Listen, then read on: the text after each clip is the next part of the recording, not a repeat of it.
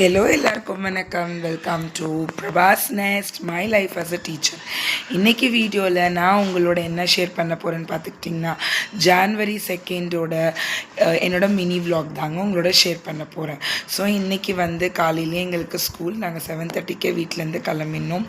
So very first டேன்றதுனால ஒரு 9 days கழிச்சு ஸ்கூலுக்கு போகிறோமா, எங்களுக்கு கொஞ்சம் அந்த ரெகுலாரிட்டி கொஞ்சம் எங்களுக்கு மிஸ் ஆகிடுச்சு.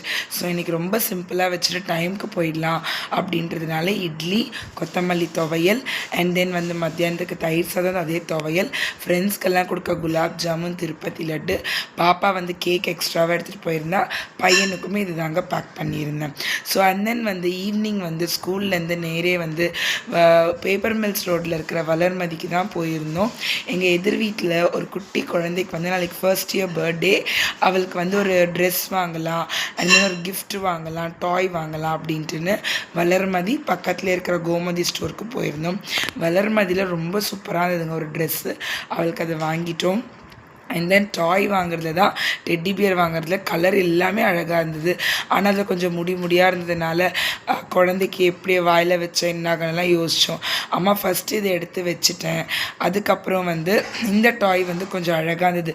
அந்த டெட்டி பியர் மேலெலாம் ரோஸ் மாதிரி இருந்ததுங்க. அந்த ரோஸ் ஃப்ளவர், பன்னீர் ரோஸ் இருக்கும் இல்லைங்களா, அந்த மாதிரி சுற்றி இருந்தது. அதெல்லாம் கிஃப்ட் பேக் பண்ணிவிட்டு நாங்கள் கோமதியிலேருந்து கிளம்பிட்டோம். பக்கத்தில் ஒரு புதுசாக ஒரு கடை திறந்துருக்காங்கங்க. ஆனந்தாஸ்ன்னு ஒரு sweet shop plus chaat shop மாதிரி. இன்றைக்கி போனால் ஏதோ அவங்களது எல்லாமே அண்டர் கன்ஸ்ட்ரக்ஷனில் இருக்கிறதுனால எல்லாமே 12 மணிக்கு செஞ்ச ஸ்நாக்ஸ் தான் இருக்குது, ஹீட் பண்ண முடியாது அப்படி இப்படின்னு சொன்னாங்க. சரி வேண்டாம், அப்படி ஹீட் பண்ணாமல் சாப்பிட முடியாதுன்னு அங்கேருந்து கிளம்பி இந்த கொளத்தூர் ரோட்டில் இந்த பாலாஜி நகர் வழியாக ஒரு சாய் சாட்ஸ்னு ஒன்று இருக்குங்க. அங்கே எப்போவுமே பானிபூரி அல்டிமேட்டாக இருக்கும். எப்படின்னா ஆளுங்க குவிஞ்சிக்கிட்டே இருப்பாங்க அங்கே.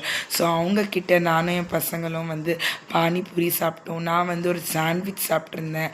அப்புறமா பையன் இந்த சீஸ் பூரின்னு ஒன்று ஆர்டர் பண்ணியிருந்தான். பாப்பா முறுக்கு சாண்ட்விச்னு ஆர்டர் பண்ணியிருந்தா. இதெல்லாம் ரீசனபிள் காஸ்ட்லேயே கிடச்சிருங்க.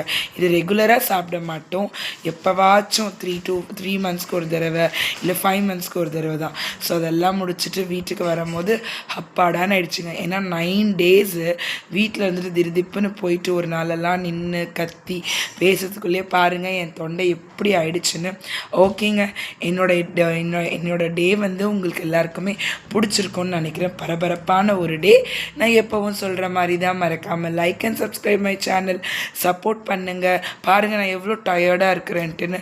ஓகேங்க, தேங்க்யூ, பாய்.